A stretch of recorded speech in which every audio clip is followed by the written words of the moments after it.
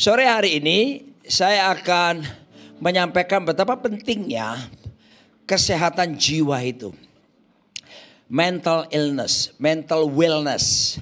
Karena saudaraku, justru Alkitab ini beda dengan apa yang diajarkan dalam dunia medis. Kita mengenal dunia medis itu mens sana in corpore sano. Dalam badan yang sehat terdapat jiwa yang sehat.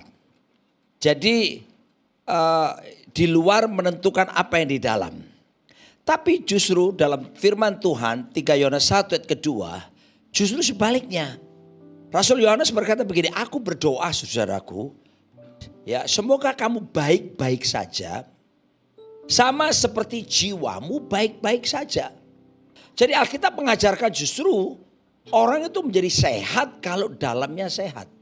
Kalau jiwanya, pikiran, perasaan, kehendaknya itu sehat, itu menentukan kesehatan badannya. Jadi Alkitab mengajarkan kesehatan itu dari dalam keluar. Ya, nah kita mau melihat bersama-sama apakah ada integrasi antara iman dengan kesehatan secara mental. Sekarang masalah kesehatan mental serius loh ya.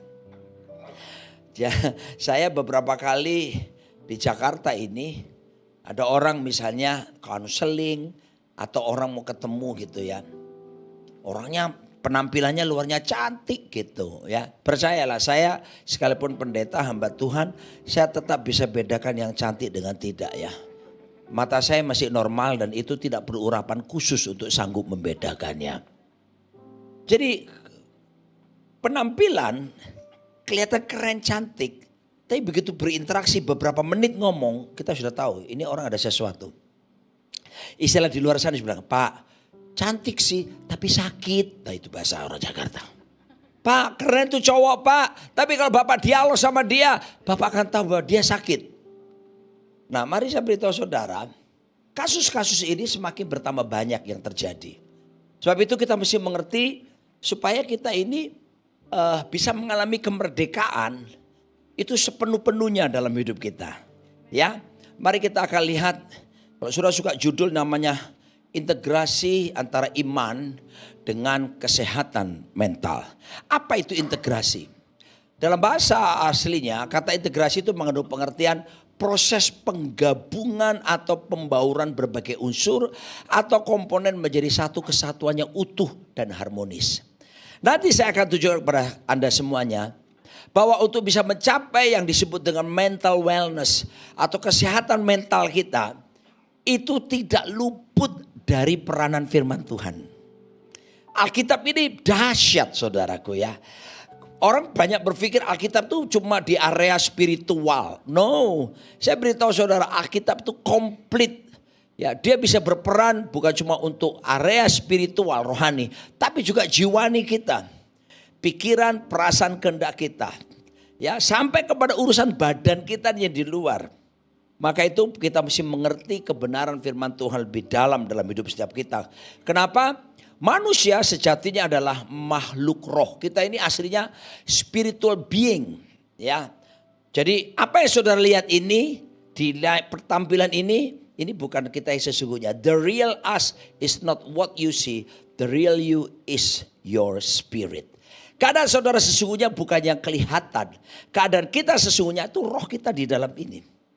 Makanya manusia disebut spiritual being. Ya, makhluk rohani. Tapi dia punya jiwa. Di dalam jiwa ada pikiran, ada perasaan, ada kehendak. Di mana roh dan jiwa itu dia tinggal di dalam badan tubuh ini. Dan tubuh ini pun harus dipelihara baik-baik. Firman Tuhan dalam 1 Korintus 3:16 berkata, tubuhmu bait Allah, Roh Kudus diam di dalammu. Coba bayangkan, saudara, biarlah rohmu menyala-nyala dan layanilah Tuhan. Saudara menyala-nyala, tapi saudara sakit-sakitan. Bagaimana bisa menyala-nyala? Betul tidak saudara? Saudara berbahasa roh, saudara ada urapan bekerja. Ya, tetapi ternyata gampang tersinggung. Ada loh saudaraku. Saya kisahkan satu kali. Saya mendengar kesaksian langsung dari seorang hamba Tuhan hebat di Singapura. Pastor Konghi. Saudara tahu gerejanya gede. Dia punya gedung gereja kapasitas 10.000. Itu di Suntec City. Itu berapa ratus juta dolar.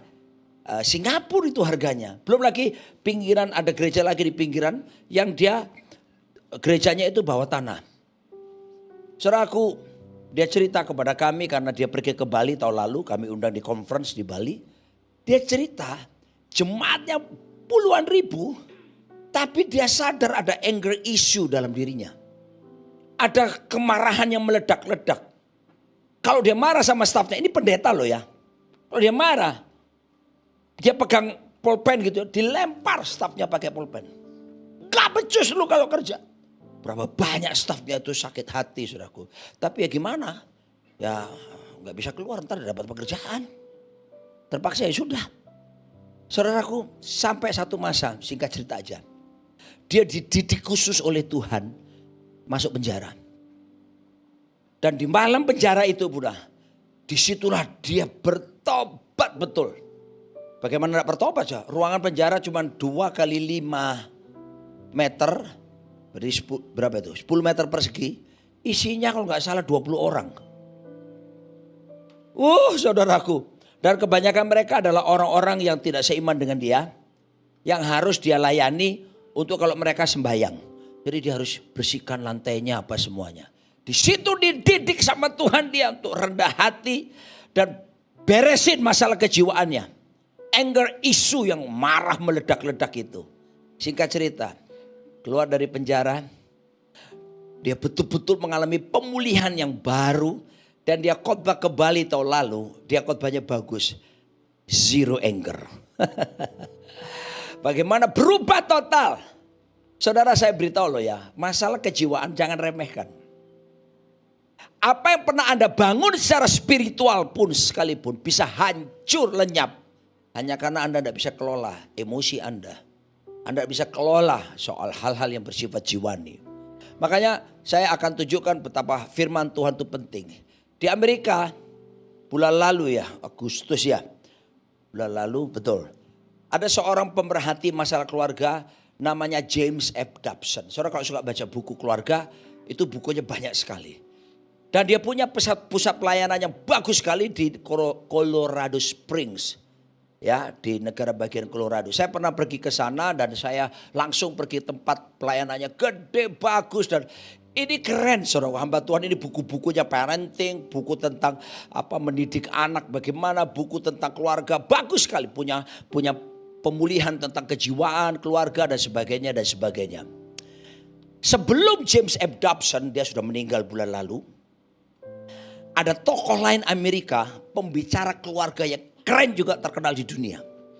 Sampai pernah ke Indonesia, adakah seminar KKR keluarga. Tapi satu hari kita terkejut. Kenapa? Dia bercerai dengan istrinya. How come? Pembicara masalah keluarga yang keliling dunia, buku-bukunya ada, siaran radio, televisi Amerika, terkenal.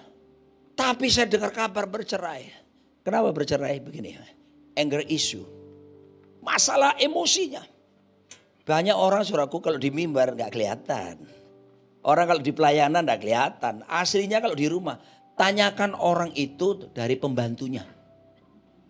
Terus tanyain pembantunya, sopirnya tanyain. Baru bisa ketahuan. Dan saudaraku, dia kasari istrinya. Waktu khotbah, waktu seminar, shalom. Di rumah bininya ditunjuk-tunjuk, dikata-katai kasar. Singkat cerita, bininya, istrinya minta cerai. Dan akhirnya mereka bercerai. Dan yang luar biasa, tidak lama dia menikah lagi. Dapat daun muda. Saudaraku, tapi apakah anger isunya selesai? Gak selesai. Akibatnya ini yang saya akan tunjukkan. Orang ini dipecat sendiri oleh anggota yayasan yang dia dirikan sendiri. Saudara, keruntuhan begitu, sulit bangkit lagi. Kenapa? Masalah kejiwaan gak beres. Bahasa roh. Tapi perhatikan jiwamu penting. Makanya Alkitab mengajar kita. Oke, Ini dia integrasinya apa? Roma 10 ayat 17. Jadi iman timbul dari pendengaran dan pendengaran oleh firman Kristus. Saya beritahu saudara. Nanti akan saya buktikan secara saintis. Secara ilmu pengetahuan sekalipun. Ternyata firman Tuhan itu menyembuhkan termasuk urusan-urusan jiwa saudara. Ya, lalu apa lagi? Sebab firman Allah hidup dan kuat dalam Ibrani 4 ayat 12. Dan lebih tajam daripada pedang bermata dua manapun. Wow. Saya ini dulu waktu masih muda. Sekarang sih masih muda. Cuman gak tahu rambut saya kok tiba-tiba putih ya. Saya suka nonton film silat. Mulai dari saya masih SMP sampai sekarang saya suka nonton silat. Yang berbau kungfu. Ataupun pokoknya yang pakai pedang lah atau apapun. Salah satu film yang saya suka itu apa? To Leong To. Pernah dengar cerita itu? Ya, saya baca buku-bukunya Asmaraman Koping Ho. Saya juga baca buku Gan KL. Wiro Sableng.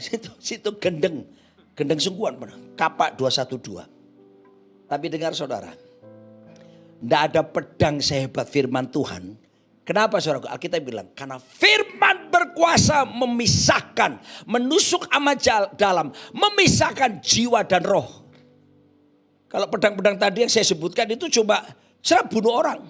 Tapi tidak pernah bisa pisahkan antara unsur roh dan unsur jiwa. Firman bisa memisahkannya.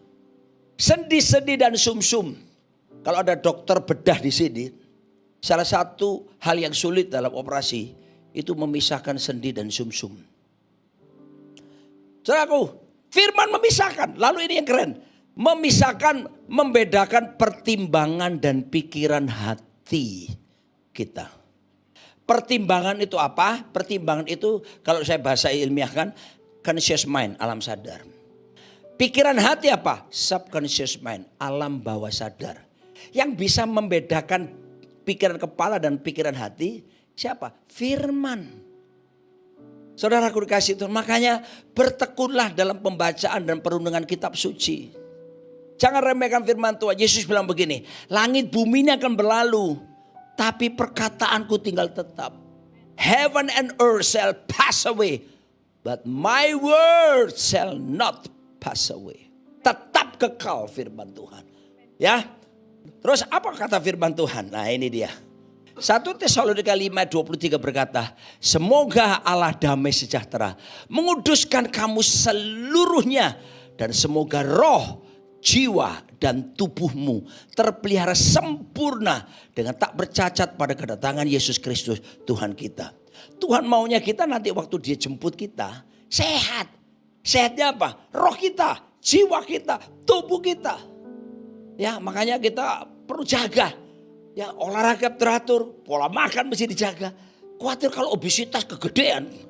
Saya khawatir waktu pengangkatan jatuh lagi. Set. Nah ini bercanda ya. Oh saudaraku, kehendak Tuhan kamu sehatnya itu tubuh jiwa roh. Ya, bisa terjadi besok. Firman Tuhan mengatakannya. Maka itu penting sekali untuk mengalami kesehatan secara mental, kejiwaan. Mulailah dengan bagaimana memanage pola pikir kita. Ini harus dikelola saudaraku. Pola pikir kita gak boleh sembarangan. Kita harus mulai mendisiplin cara berpikir kita. Untuk apa? Tunduk sepenuhnya dengan apa yang dikatakan firman Tuhan. Mari selaraskan pola pikir kita untuk takluk dengan firman Tuhan. Itu mesti dilatih. Amsal Sulaiman menegaskan bahwa for as a man thinketh in his heart, so is he. Apa yang dipikirkan seseorang pikiran kepala, dari dalam hatinya. Jadi Alkitab mendeskripsikan ada dua jenis pikiran. Pikiran di kepala. Itu conscious mind, alam sadar. Dan pikiran hati, subconscious mind. Ya, ini saudaraku gak berlangsung dalam waktu begitu saja. Kita perlu mengisi pikiran di kepala dan pikiran di hati dengan firman. Karena firman akan menyembuhkan urusan, bukan cuma roh saudara, urusan pikiran, perasaan, kehendak saudara. Firman berkuasa menyembuhkan masalah kejiwaan. Nanti saya akan buktikan pandangan para psikolog-psikolog hebat. Bahwa mereka akhirnya mengakui bahwa sesungguhnya firman Tuhan itu memberi kesembuhan di jiwa kita. Lebih dari semua metode terapi psikologi yang pernah ada. Oke. Ya. Jadi Alkitab berkata 1 Timotius 4 ayat 7. Kita baca ayat pendek ini ya. 1 Timotius 4 ayat 7. Semoga Anda bisa melihat. 1, 2, 3. Tetapi jauhilah tahayul dan dongeng nenek-nenek tua. Terus latihlah dirimu beribadah. Nah, ini ya. Latihlah dirimu beribadah. Kata latihlah bahasa aslinya adalah gimnazo. Akar katanya gym. Siapa nge-gym? Nge-gym. Pak Pendeta akhir zaman. Nge-gym. Ada nggak yang nge-gym lagi? Ya kan? Saudara lihat saya. Ya sudahlah. Saya olahraga loh. Ya. Tapi untuk mengecilkan yang satu ini kehamilan yang tidak pernah melahirkan. Faktor U gitu ya. Saya begitu usia 45 tahun yang lalu. Bukan 40 tahun yang lalu. Begitu umur 45. Ini mulai maju. Porsi makan sama tapi ini maju. Makanya sekarang mesti porsi karbonya dikurangi. Olahraga ditingkatkan. Tapi olahraga saya bukan model nge-gym. Saya cuma treadmill tiap hari. Ya, begini loh. Misalnya saya bertekad mau membikin. Ini kan kalau sudah lihat. It's not six pack, you know. It's a one big pack. And also the whole pack. Tujuh ya. Terus saya mau kepingin membuat six pack nih Pak Jimmy. Pinjam akuannya Pak. Bayangin suruh lihat saya latihan. Latihan sendiri. Ngapain Pak Roni nge-gym? Ngapain? Latihan. Supaya apa? Six pack. Saya cuma pemberatnya segini. Kira-kira saudara dalam hati melihat saya begini gimana? Tercapaikah saya six pack? Sampai Yesus datang gak akan tercapai saudaraku. Betul tidak saudaraku? Tapi kalau misalnya saya panggil instruktur Aderai. Ajari saya pola makannya benar. Dan dia gak, tiap hari. Selama katakanlah setahun penuh. Saya harus latihan. Dibimbing oleh Aderai. Kira-kira saya punya potensi six pack atau tidak? Bisa. Jangan takut menjawab saudaraku. Yang lain absen. Ya. Tapi butuh latihan bukan? Saudara tahu kata beribadah itu? Tolong disajikan. Itu bukan kebaktian seperti ini yang butuh latihan. Kata ibadah di situ bahasa Yunaninya eusebeia. Eusebeia itu apa? Godliness. Keserupaan dengan Tuhan itu butuh berlatih, Pak. Not instantly. Sak dek sak nyek. Gak bisa. Maka Anda perlu berlatih. Sama pola pikir ini pun harus dilatih tiap hari supaya tunduk sama firman. Filipi 4:38 berkata, semua yang benar, semua yang manis, semua yang mulia, semua yang suci, semua yang adil, semua yang sedap didengar, semua disebut kebajikan dan patut dipuji. Pikirkanlah semuanya itu. Nah, makanya pikiran kita itu saudaraku sudah tahu disuruh mikirkan 8 poin ini. Saudara mikirin yang kotor-kotor, mikir yang jahat-jahat. Untuk apa? Makanya ada sekarang dokter bilang, ada orang sakit contoh yang disebabkan karena pola pikir. Contoh namanya disebut psikosomatik. Psikosomatis. Contoh sakit mah. Ini mah sungguhan loh ya, bukan yang bapak-bapak kalau malam pegang istrinya. Mah itu lain ya. Nah sakit mah ternyata sekarang bukan masalah telat makan atau pola makan yang salah. Sakit mah juga bisa ditentukan karena stres. Betul atau betul? Gak usah dokter tahu kok. Saudara aku dikasih Tuhan ini loh. Ada ungkapan berkata you are what you think.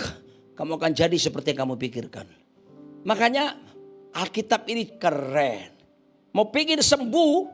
Kepingin pulih secara jiwa, latih pola pikirmu supaya tunduk kepada kebenaran firman Tuhan. Saya akan tunjukkan seperti janji saya tadi, apa pendapat ahli sekarang soal ini. Tapi sebelumnya proses latihan itu gini, katakan bersama saya, latihan. Ayo dong, latihan. Kedua, kebiasaan. Ketiga, budaya. Ini prosesnya ya. Jadi tiap hari latihan. Makanya perlu baca kitab suci. Renungkan tiap hari. Renungkan tiap hari. Renungkan tiap hari. Baca kitab suci. Renungkan tiap hari kalau mau sembuh jiwamu. Karena ketika kamu baca, kamu sedang masukkan kepikiran di kepala. Tapi waktu kamu renungkan, nah ini penting. Pak, merenungkan itu apa sih? Merenungkan itu sederhananya begini. Membayangkan kamu melakukannya. Itu merenungkan. Jadi waktu kamu baca firman, dia cuma sampai di sini. Tapi waktu kamu merenungkannya, dia terdownload ke sini. Jebret. Saya tanya sama yang pintar komputer. Bisakah kamu mengupload sesuatu yang tidak pernah di-download? Kok sama dengan jam 3 tadi kok pasif semua gini? Bisa?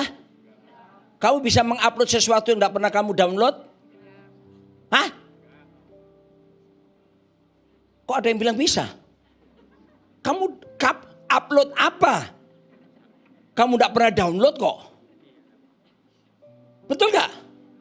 Kamu hanya bisa mengupload sesuatu yang pernah kamu download. Dengar. Kalau kamu tidak pernah download firman Tuhan, bagaimana Roh Kudus nanti bisa mengupload firman yang pernah kita download? Tidak akan pernah. Makanya banyak orang yang gak ngerti firman, kena masalah apa gampang, bak! Dibohongin orang, percaya aja, dak! Sesat kehidupannya. So that's why my friend, you have to know the word of God. Not only we have to know, you have to know, but you must know what is the word of God in your life. Saya tidak mengenal kata amin. Amin tidak masuk ya Pak ya. Amin. Sekarang saya akan tunjukkan pandangan ahli. Ada seorang bernama Eric Johnson, PhD. Dia seorang profesor pastoral care. Dia bilang begini. Gereja telah melakukan psikologi Kristen sejak didirikannya. Didirikan apa ya gereja? Gereja membahas masalah-masalah pemikiran, emosi, hubungan. Dan itulah inti dari psikologi. Jadi rupanya saudaraku, sebelum ilmu psikologi muncul, bahkan kata psikologi itu muncul tahun abad ke-16. Gereja mula-mula sudah mempraktekkan ini.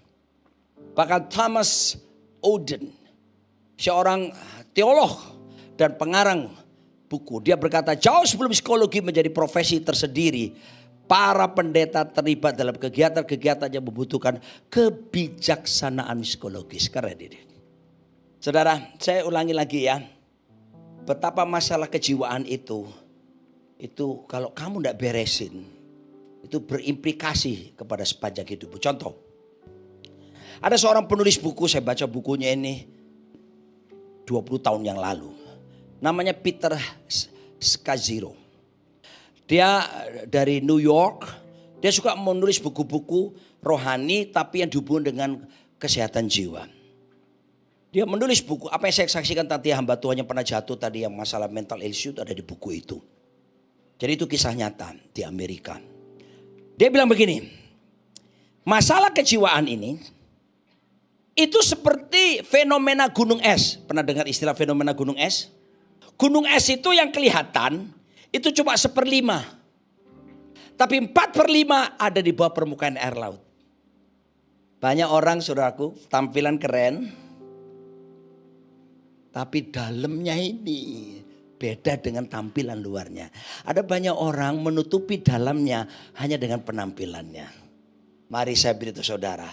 Begitu bergaul sama orang itu bisa ketahuan sakit.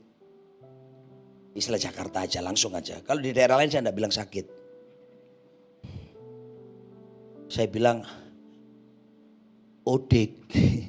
Orang dengan gangguan kejiwaan. Kalau Jakarta lebih sadis, sakit dia Pak. Saudaraku, Titanic 1911 ketika akan diluncurkan pada pertama kali. Pembuatnya berkata, a ship or a boat that God cannot sink it. Sebuah kapal Tuhan pun tidak mampu menenggelamkan. Sombong banget. Saya tanya sama saudara, dia tenggelam pada pelayaran keberapa? Pertama. Kenapa? Nabrak gunung es. Yang ditabrak kelihatan gunung kecil. Tapi di bawahnya itu 4/5 bagian. Bak! Tenggelamlah dia. Saudaraku, mari saya beritahu saudara. Banyak orang kelihatan keren di depan. Tapi saudaraku, jangan cuma berurusan tampilan di depan. Berurusanlah yang di dalam ini. Beresin. Kalau kamu sadar bahwa ada pemikiran yang keliru.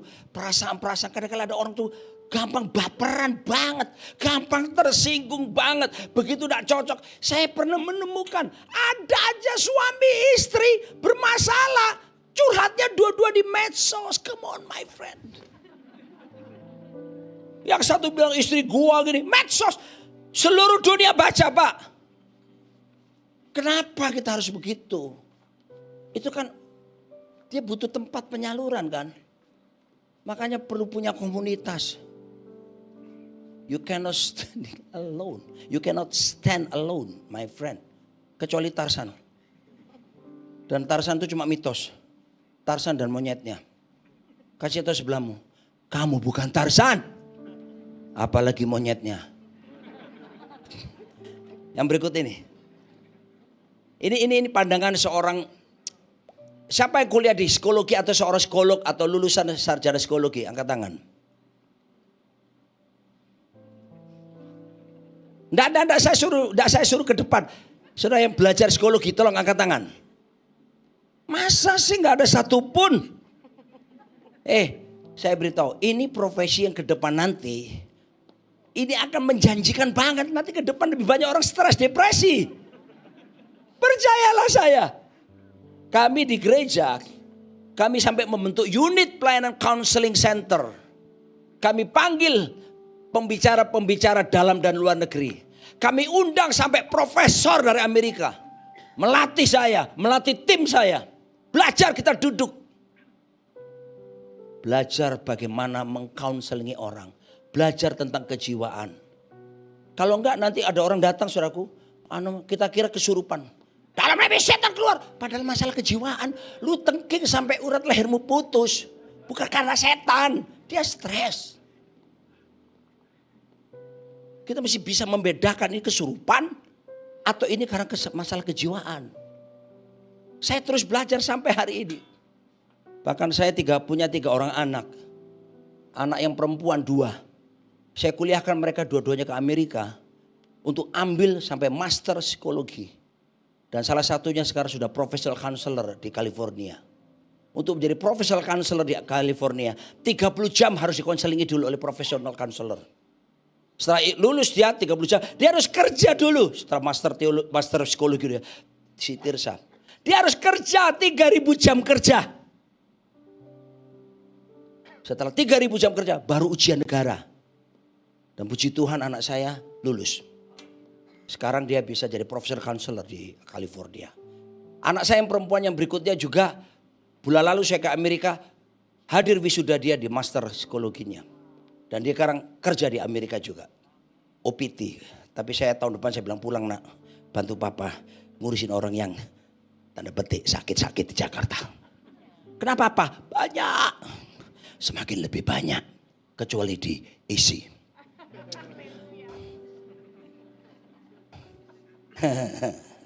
Diisi. Tidak ada yang masalah kejiwaan. Amin. Tidak ada yang ngaku. Maksud saya tidak ada bedanya. Kita baca, ayo. Ini Albert Ellis. Kalau saudara belajar psikologi tahu nama ini. Sebagaimana Anda tahu Sigmund Freud, Anda tahu nama ini. Dia berkata begini, dia ateis loh. Tak percaya Tuhan, ateis. Dia bilang gini, keren ini.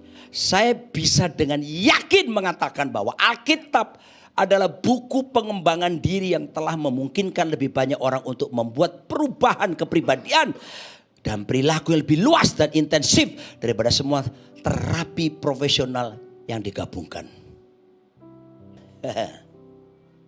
Alkitab jawaban Ini adalah metode terapi dari semua metode terapi psikologi yang bisa dikumpulkan. Masih tidak pernah bisa menandingi kekuatan Alkitab dalam menyelesaikan masalah kejiwaan. So that's why you have to go back to the Bible, my friend. Baca Alkitab, renungkan. Dia memberi kesembuhan. Kunci A. Mazmur berapa itu? 42. Pemazmur berkata, hanya dekat Allah saja, kiranya aku tenang, sebab daripadanya lah keselamatanku. Hanya dekat Allah aku tenang. Bukan dekat cowokmu, cewekmu. Dekat Tuhan itu Alkitab bilang tenang. Ini masalah kejiwaan diberesin. Mazmur 23, ia menyegarkan jiwaku. Segar pikiran perasaan kehendakmu. Segar. Kalau dalamnya segar, tubuhmu segar, sehat. Oke. Jadi saudaraku, bergaulah dengan firman Tuhan. Ada kesembuhan di situ. Next lagi. Terus persekutuan dengan Roh Kudus. Daily.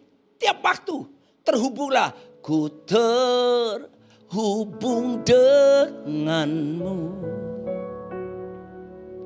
Selalu melekat di hatimu. Jadi sama Roh Kudus itu.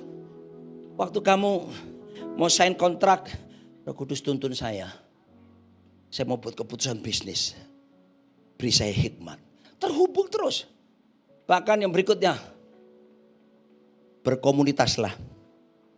Yesus itu berkomunitas. Dia punya 3 orang murid. Dia punya 12 murid. Dia punya 70 murid. Betul gak? Waktu dia naik ke surga 500 murid menyaksikan. Ada komunitas. Oke, seorang bernama Johann Hari. Dia jurnalis. Bukan orang Kristen. Dengan depresi dan anxiety yang bertahun-tahun. Dia sudah berobat dan sebagainya. Gak sembuh-sembuh. Tapi ketika dia hidup dalam komunitas. Dia melihat satu sama lain sebelumnya mustahil. Dapat dipecahkan. Nurie ingin bunuh diri. Tuncai dikurung di rumah sakit jiwa. Lalu Mehmet akan dikeluarkan dari sekolah. Apa yang memecahkan masalah mereka? Bagi saya, komunitas yang berdiri di samping mereka. Berkomitmen untuk berjalan mendampingi mereka. Mereka perlu komunitas. Di gereja ini ada komunitas? Yes. Harus ikut komsel. Komunitasmu yakinkan anak-anak Tuhan yang takut Tuhan. Jangan berpikir, oh saya komunitas Pak. Tapi kalau para pemabuk, ya jadi pemabuk lah kau. Komunitasmu juga bermain video porno, ya jadilah kau. Selektif lah. Untuk membuat komunitas-komunitas yang takut akan Tuhan. Itu akan menyembuhkan jiwamu. Ketika kamu punya beban, kamu bisa panggil temanmu. Saya ketemu, ngapain? Anak-anak sekarang kan bahasanya apa? Ngopi-ngopi yuk. Di ngopi lu doain gue dong. Gue lagi gak tahu, gue kok kepingin onani ya di hari ini. Teman-temannya bilang, ayo kita doain. Saudara, perlu ada teman. Kalau gak jebol, percayalah saya. Kamu mesti punya komunitas. Yesus aja punya komunitas. 3 orang itu yang dekat itu. Petrus, Yohanes, Yakobus. Lihat. Yesus ini. Ada 3 orang, 12 orang, 72, 500. Next slide lagi. Secara cepat. Aduh udah mau habis waktu saya. Statement ini perhatikan. Struggle bukan selalu artinya kita punya iman yang lemah. Ya. Tolong jangan mudah menghakimi. Kalau ada orang tiba-tiba. Gue lagi khawatir. Lu kurang doa lu. Lu kurang baca Alkitab. Lu mesti. Jangan saudaraku. 2 things can be true at the same time. 2 hal yang tuh bisa terjadi kepada seseorang yang kadang-kadang gini loh. Bisa saja kan. Anda sekarang di gereja menyala-nyala. Puji-pujiannya luar biasa. Dengar firman. Aduh, wah. Begitu tapi di luar Anda dengar kabar yang tidak enak. Atau Anda bergumul. Bisa kan Anda jadi sedih. Tapi bukan berarti bahwa Anda lemah kan. You are still human being my friend. You are not an angel. Makanya jangan mudah menghakimi orang yang sedang dalam kelemahan. Dampingi dia. Temani dia. Can you share to me? What is your problem, my friend? I already to help you. Mestinya gitu kita. Makanya penting sekali yang disebut the ministry of presence and empathy. Pelayanan pendampingan itu penting, Pak, Bu. Firman Tuhan berkata Roma 12 ayat 15. Turutlah bergembira dengan orang yang bergembira. Menangislah dengan mereka yang menangis. Ada orang sedih apa nih. Terus nangis. Gak rohani, gak rohani. Justru kita mesti duduk dengan mereka. Menangislah sama mereka. Lihat Ayub next. Temennya Ayub. Seminggu duduk sama Ayub. Gak pakai ngomong apa-apa.